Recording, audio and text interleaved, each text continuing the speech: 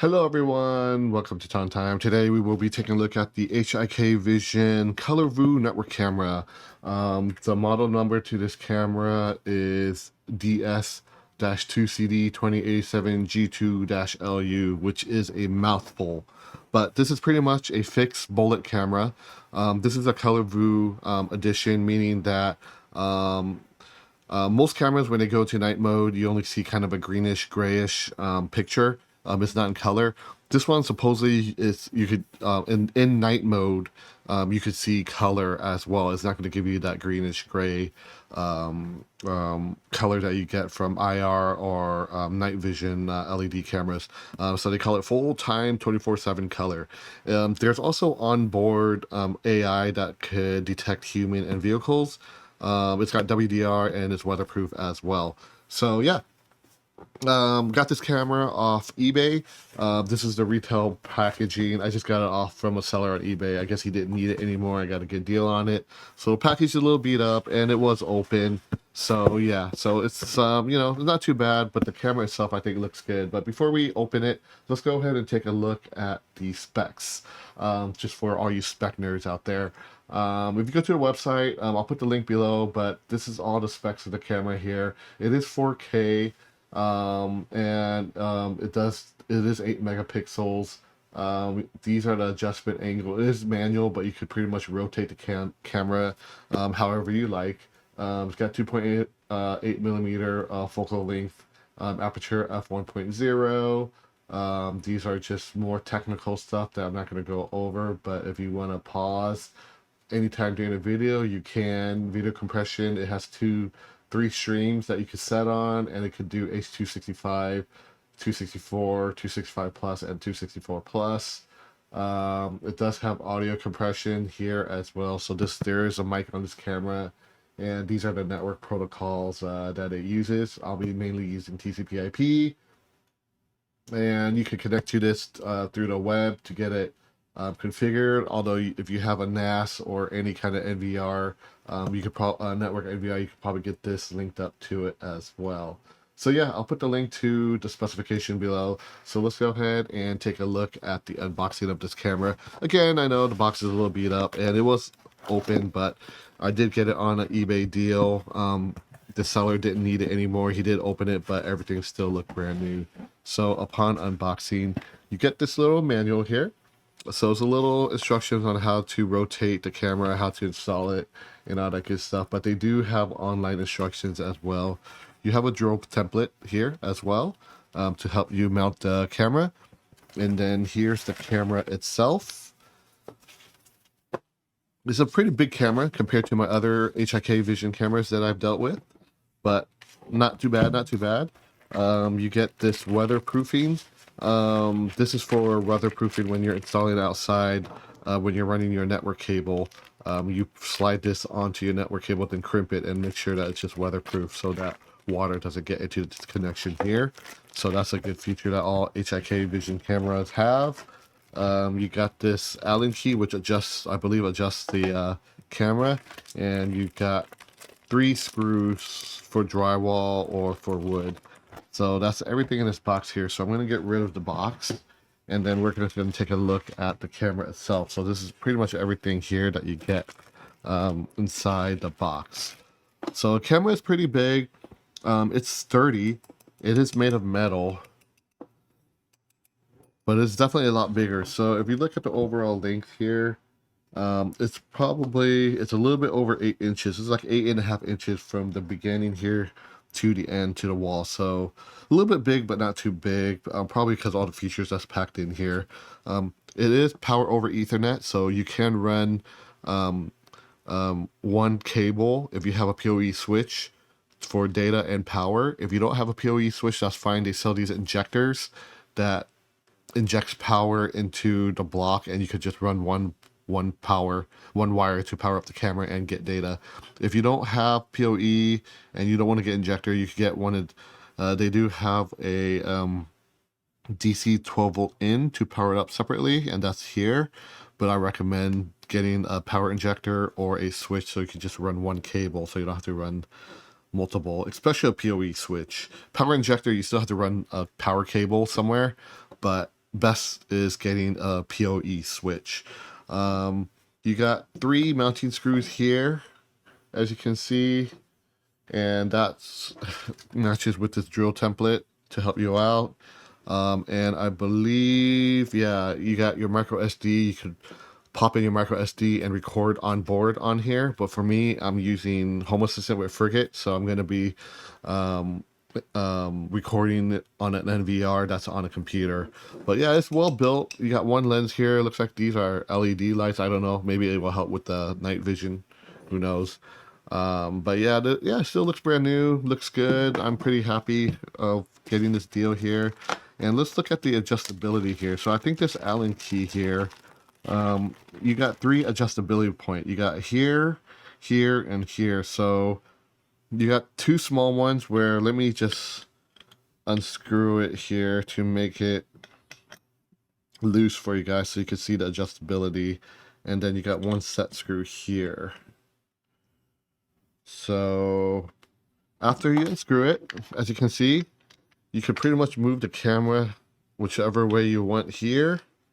You can move the camera up and down here, and then you can also move it at the base around here. And pretty much, well, however you're satisfied with the angle, you could pretty much just tighten these screws down and you're good to go. Looks like these screws are stainless steel, so it should last outside in Mother Nature, as my other cameras. So yeah, looks pretty good. So I'm gonna just tighten it up just so that when I'm doing stuff, it doesn't come flying out. So tighten here for now, and tighten here, and then tighten here. Okay, so like I said before, I do have POE switch, and I happen to run a cable here from my switch. So I have this yellow cable, POE. So I'm going to send power and data through this guy here. So I'm going to plug this in, pop it in here, and then it should boot up. Okay, so now it's in. Oh, look, light LED lights up right there. And then it turned off. So I'm just going to leave the camera here. And then what I'm going to do now is I'm going to go to my computer screen.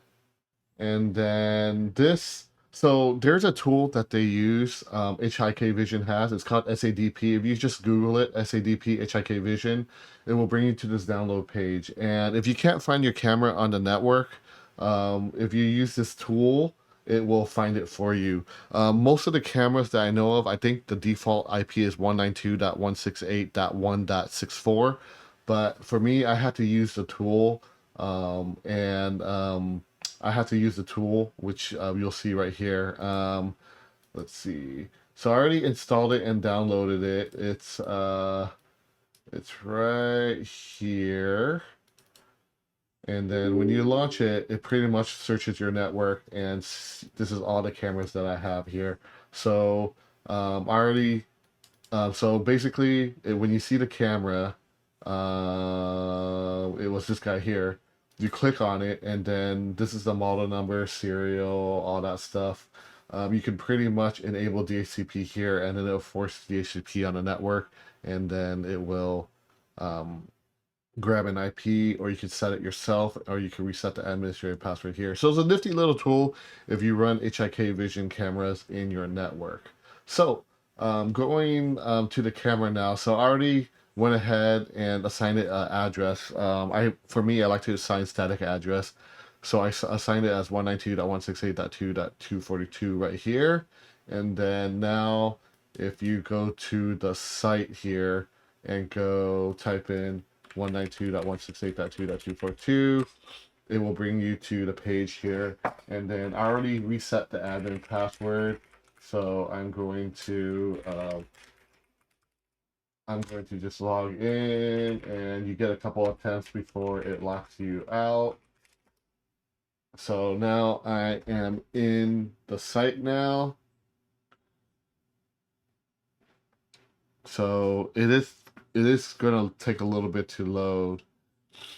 but give it a few seconds here. And then you can also set presets down here. It looks like there's a PTZ control here, but it's kind of like a digital PTZ control, and you can set presets on the fixed picture. Let's take a look at the configuration here. So here's the system configurations. You can set your time, enable daylight saving time, RS32, meta tag settings, about, set up maintenance schedules, logs. So there's a lot of stuff that you could see in here. I'm not going to go through all of them, but it's quite a bit. It's pretty cool. You can set multiple users. This is all your network settings in here: DDNS, PPOE, port, NAT, multicast.